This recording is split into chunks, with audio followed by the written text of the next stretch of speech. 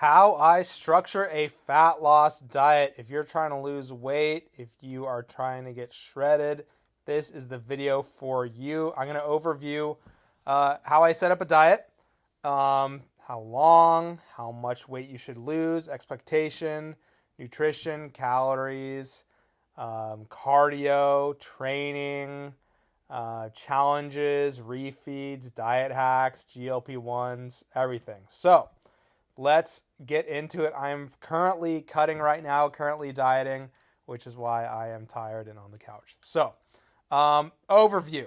This is what I do for myself and for clients. So, first of all, how long? It depends on how much weight you have to lose.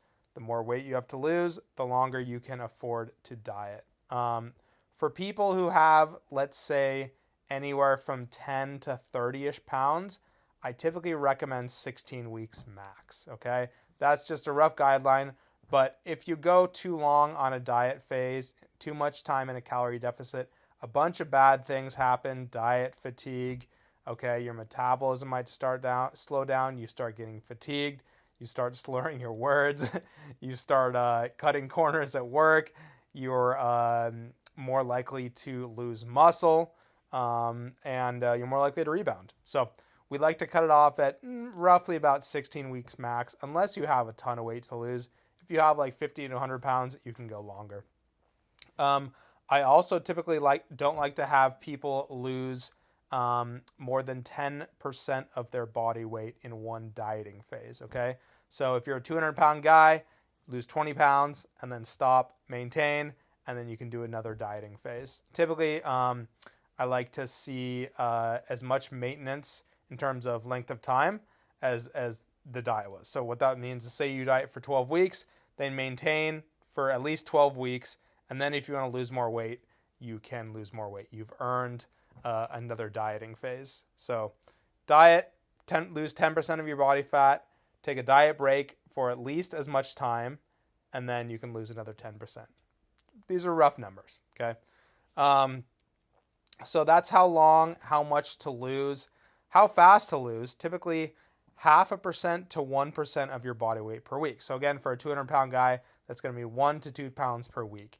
Can you lose faster than this? Yes, especially if you're an advanced dieter or towards the beginning of your diet, you can lose a little bit quicker. But if you're new to dieting, I wouldn't recommend going faster than this. So again, say you're a 300-pound person, you can probably lose 3 pounds per week. That's 1% of your body fat with no issues. But if you go much faster than 1% body weight loss per week, you're going to run into, again, similar issues, maybe muscle loss, maybe higher chance of rebound, more diet fatigue. So typically don't recommend it. There are some rapid fat loss protocols. Check out Lyle McDonald's book about that, but that is a little more advanced and not recommended for most people. So, if you're around 150 to 200 pounds, lose a pound to 2 per week. And again, you can lose faster initially. Initially, in the first week or two, you might lose faster. You have more weight to lose, more fat to lose, so it's easier to come off. Also, you're probably going to lose some water weight in the beginning. So if you lose like 3 to 4 pounds the first week, that's not an issue. You'll lose some water weight, some food in your system, et cetera, et cetera. Okay, let's get into nutrition. The most important part for fat loss. So calories, it's tough to say how many calories you should eat, okay? People ask me, the answer is I don't know. You can guess. There are some like 13 times body weight, 15 times body weight, 12 times body weight, whatever. But use a calorie calculator. Go online. It'll estimate your maintenance calories based off things like your height, your weight, your gender, your age, and importantly, your activity levels. So someone with higher activity levels is going to diet on higher calories than someone on lower calorie levels. So impossible to say. If you give me your stats, I could guess, but I would probably just put it in a calorie calculator. And what I do with myself and my clients, we just estimate, and then we adjust week to week to ensure steady weight loss. So that's calories. Let's say you're doing 2,500 calories, okay? And you're a 200-pound guy. For protein is the next most important after calories. Oh, and this is all assuming that you track your calories, by the way. That's what I do. That's what I have my clients do. The best way to do it, the most dialed in, you can track your calories. You don't have to do it forever. A lot of people track for a while and then they can kind of eat intuitively. But I would recommend um, tracking your calories at least, for a couple of months or so. So protein, just do 1 gram per pound of body weight. Keep it simple. There are some studies say you can get away with lower. You can go higher. So yeah, let's keep it simple. 1 gram per pound of body weight. Protein increases satiety during a fat loss phase and helps with recovery and muscle growth or muscle maintenance. So extra protein after a certain point doesn't help. It's going to be, maybe more satiating than carbs depending on the food you're eating. But I, for myself and my clients, get about 1 gram per pound of body weight. Okay. Fat, this is personal preference. Don't go too low. Much lower than 0.3, so 30% of your of your body weight from fat and calories is not going to be great. So for me, I'm 180 pounds. I don't go much lower than 50 on the low end, and I'm usually around 60 or so, and then fill the rest with carbs. Okay, I typically recommend keep your fats, as low as possible, just because higher carbs have more benefit than higher fats. Higher carbs are less likely to be stored as fats, more satiating per calorie, and crucially, help training more than fats. So you'll see when we get to the refeed section that there are benefits to higher carbs, not really benefits to higher fats. Of course, if you prefer higher fats and lower carbs, that works for you, go for it. But typically, and what I do for myself and what I start off with clients, unless they have a preference, is kind of lower fats, and then higher to medium carbs if we have the calorie room. You don't want to go too low on fats because it'll mess up your hormones. Okay. Training. We'll keep this one brief. This is strength training. You should be doing strength training unless you want to, end up like a string bean at the end of your cut. Do mostly the same as you were doing before cutting. You might drop volume a little bit, especially as the diet goes on. So personally, when I was bulking, I was doing 6 days per week. And then when I started cutting, I dropped it down to 5, replaced 1 day of lifting with cardio, and then slightly lowered my volume. So sometimes instead of doing 6 sets of biceps, I would do 3, and similar things like that. But you still want to try to lift heavy. You still want to try to progressive overload if you can. If you're a beginner, you should be able to gain strength while cutting. If you're intermediate and advanced, maybe not, but try to keep your numbers the same. Even if you drop a rep or two, that's not a huge issue, but try to keep weight on the bar the same if possible. Things like bench press typically crater during a cut. Less leverages, like you're losing literally fat in your chest, so the bar has to go further. But other things shouldn't drop too much. Like my bicep curls so far, I think I've lost a rep. Leg press, I've lost a couple reps. And other things, I haven't lost any reps. Calf raises, I think I gained a couple reps. So my strength has mostly stayed about steady during this cut. I might have lost a couple reps on a couple things, and it'll come right back at the end of the cut. So still train hard, still train mostly the same, maybe drop a little bit of volume on a cut, simply because you have less recovery capacity. Okay, let's talk about steps. I love steps. A lot of people are tracking steps these days. I got a step tracker here. Get a cheap one. And just start with your baseline, like whatever you were doing before the cut. Just do that, and gradually increase throughout the cut. So for clients, I start at whatever they're at, and then after week 1, we slightly raise it, plus 500 steps per day.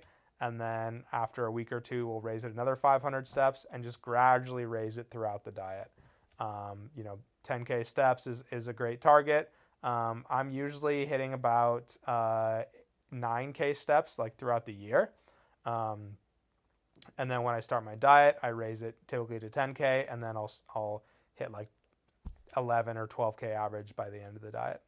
So the more the better, of course, in terms of fat burning. Steps are great because it's an easy thing to do. It burns a little bit of calories, and it does add up over time. It's not a crazy burn, but it does add up, and no recovery cost. It doesn't make you hungrier. It doesn't make you sore. In fact, it can help increase digestion after meals. if you go for a walk after a meal, and can just maybe help with recovery as well by just keeping activity level high. So steps are great. I track them myself. I give my clients a daily step goal and adjust week to week. Cardio. I personally do a little bit of cardio year round. I bike to the gym. That's mostly what I do, even when I'm bulking. So yeah, I keep that in during the cut. And then, like I mentioned, I typically go from 6 days of lifting to 5. So I'll just replace the 6th day with a cardio day. So I'll do 5 days of lifting, 2 days of cardio. What kind of cardio should you do? First, as far as modality, do whatever you want. Just pick the one you like. I personally like to bike to the gym, and then I go for runs on my day off. Typically, what I do, and again, what I program for clients is MISS, medium intensity, steady state. Why not HIIT? HIIT is okay. It burns a lot of calories in a short amount of time, but it has a couple costs. Number one, recovery cost. It's difficult, and it all adds up in terms of recovery. Number two, it's similar to strength training. Strength training is kind of HIIT. It's high intensity, short bursts of intense, physical activity. So we like to keep the difficult stuff, the heavy HIIT-based stuff for the gym, for the strength training, for the main event, as it were, because we're trying to hold on to or build muscle during the cut. So that's why I typically don't do HIIT. I did one day of HIIT this summer, and I pulled my hamstring sprinting. It's like the most 35-year-old thing to do. So yeah, I do like sprinting, but I might do another one, in a couple weeks. But typically I just do medium intensity, steady state. Start with 20 minutes twice per week. And then, after the first couple weeks, go up to 25 minutes, then go up to 30 minutes. Do it after your workout if you want. Best to do it after as opposed to before, because again, save strength for your lifts. Or you can do it on your off days or far away from your workout. Doing it after a workout isn't going to kill your gains. If you do 20 or 30 minutes of medium intensity cardio, that's totally fine. So that's cardio. And again, slowly increase throughout the cut. It's basically like you slowly increase steps throughout the cut, slowly increase cardio throughout the cut, slowly decrease food throughout the cut. And then you'll see we kind of do the reverse on the reverse diet. Okay. After the diet. So let's say you've achieved your goal. You've lost, say, your 20 pounds. And reverse diet. Okay, so first of all, do you need to reverse diet, and what is it? No, you don't need to. You can go right back to maintenance if you want. But I do like reverse dieting for myself and again for my clients. And what is it? You basically just, instead of immediately going back to maintenance calories, you slowly go back to maintenance calories. So say you get to your goal weight, it's 180. Immediately add in, let's say, 200 calories, okay?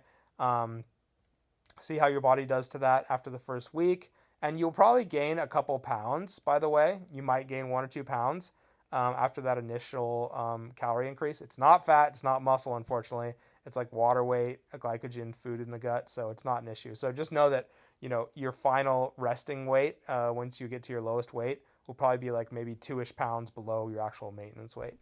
So then after that first week, you see how your body does. Say you gain 1 to 2 pounds, and you can add in another 100 calories per day, and then see how you do for that week. Add another couple hundred calories until your body weight has kind of stayed steady. So reverse diet is basically just a reverse of the diet. You slowly add back in calories while you slowly reduce cardio. So say the first week you remove 1 cardio session and you move your steps from 12,000 to 11,000 per day. Second week you lower your another cardio session from 30 minutes to 20 minutes, and you reduce steps to from 11,000 to 10,000, and you add in another 200 calories per day. And you slowly do that until your body weight kind of, is steady, and then you're probably at maintenance. So that's a reverse diet. And then what do you do from there? You can either maintain. If you want to lose more weight, you can do a maintenance phase. Again, the same period of time that your diet was. So if your diet was 12 weeks, do a maintenance phase for at least 12 weeks. And then if you want to lose more weight, you can do another diet phase. Or if you want to do a lean bulking phase, which is what I do, you can do a short maintenance phase. And I do recommend a short maintenance phase after diet. It's not necessary, but I just find it, helps kind of lock in that diet, lock in the fat loss, helps not have you gain weight too quickly. So what I'm going to do after my diet's over, I'll do maintenance phase for like 2-3 weeks maybe. and then slowly go into a lean bulk. So lean bulk, what is it? It's kind of the opposite of a diet. The best way to gain muscle is in a calorie surplus. You don't need a lot, anywhere from maybe 200 to 300 calories, depending on your training age, which is how long you've been training, and how big you are. So me personally, I'll do like 200 calorie surplus, gain like 2 pounds per month. And yeah, that's a lean bulk, but that's for another video. Okay, a couple other things, other considerations. Refeeds. What is a refeed? When should you do it? How? Why? So a refeed is simply typically multiple days of higher carb eating. And why would we do this? If you're losing weight too quickly, like last year I was doing my cut and my coach was like, "Damn, you're losing weight too quickly."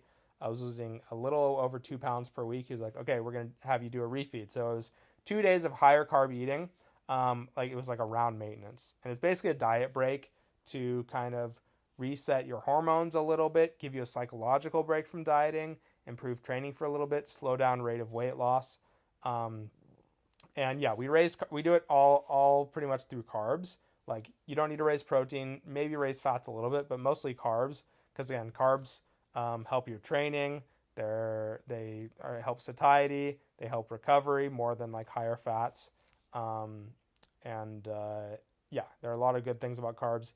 You're less likely to gain fat through eating a lot of carbs. So also, if you're gonna do like a cheat meal or whatever, it's best to go high carb as opposed to high fat. Little pro tip there. So yeah, when do you do a refeed? Again, if you're losing weight too quickly, or if you just feel like you need a diet break, like you're feeling run down, you just feel like you need a break, you can take a refeed. You could even take a full diet break of 1 to 2 weeks just to eat at maintenance, then continue the diet. But yeah, refeed, you can do it for a day. Typically, they're like 2 to 3 days. When I did them, we did 2 throughout my whole diet, and they were, I think one was 2 days and one was 3 days. So that's a refeed. Not necessary, but again, if you're either losing weight too quickly or you just feel like you need a break, or for whatever reason, like you have social events where you're going to be eating higher calories anyways, just treat it as a refeed and try to get some higher carb meals. Um, when to end the diet early? For me, it's if my sleep is affected. I love sleep. If my sleep is getting affected, it's not worth it for me. So that's when I'll end a diet early. If you're feeling super fatigued, if your diet fatigue is super high, meaning you're like super hungry and it's just causing a lot of issues and you're really run down, feel free to end the diet early. That's also a whole other video. But what to do if you get off plan? This is a huge one. I used to have huge issues with binge eating, and I would get off plan for months. um, Luckily, I'm happy to say that's over. I still do overeat sometimes. I'm human. Like just last week, I overate. I couldn't sleep, and so I ate some waffles. Actually, there were some frozen waffles that are at my house. I didn't even thaw all of them. I just they were like protein waffles. I just ate some of them frozen. Microwave some of them, and then overate some protein bars too. So what to do if you get off plan? What did I do? I went to sleep and then I did the normal stuff the next day. I just got back on plan, went to the gym. I think it was leg day, so it was a good leg day. It was a refeed, right? I did eat a lot of carbs, a lot of protein, and it was a good training day. So what to do if you get off plan? This is a huge one. Like one meal isn't gonna make or break it. Sure, it might set you back a couple days, but don't turn it into multiple days. After it becomes like 2 to 3 weeks off plan, that can actually affect progress. But one meal or even one day, just treat it as a refeed, especially if it was in higher carbs, just treat it as a repeat. Even if it was higher fats, whatever, it's fine. Just one higher calorie day is not going to be an issue. And again, some people do that on purpose. Other things, GLP-1s. I love GLP-1s. These are tirzepatide, semaglutide, Retta. I use them for a cut. I have some clients who are on them. That's also a whole other video, but these just help you stick to your diet. And yeah, you can't eat anything and still lose weight on them. It just kind of helps suppress your appetite a little bit. You still have to follow all these things. You still have to lift weights. You still need to eat enough protein. If you don't, you're gonna lose muscle. But I do like GLP-1s as kind of a tool to aid in fat loss. Yeah, I'm a fan. Some other diet hacks. Vegetables are my number one diet hack, actually. Doesn't hurt that they're healthy, but they keep you nice and full, high fiber, low calorie. Eat as many vegetables as you want. Can you tell I'm dieting? I'm like slurring my speech. Eat as many vegetables as you want, and I recommend don't track them. I don't track my vegetables, at least the like cruciferous ones like broccoli, spinach, cucumbers, even things like bell peppers, tomatoes, green beans, asparagus. All those things are great. Keep you nice and full, and they're good for you too. Diet soda, another great diet hack. Sugar-free gum. I chew on that. Just a nice sweet treat. Sugar-free Jello, I do like.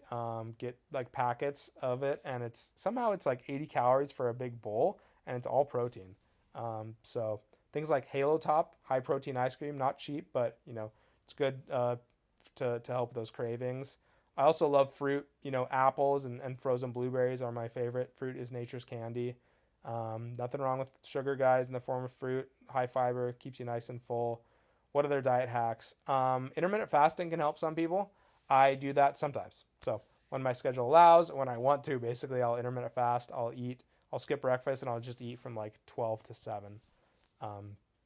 So staying busy is another one, diet hack. I find that if I'm bored and have nothing to do, which doesn't happen at all these days, but when it used to happen, I would be more likely to overeat. So that is an overview of how I set up my fat loss diet for myself and for my clients. Yeah, hopefully that was helpful.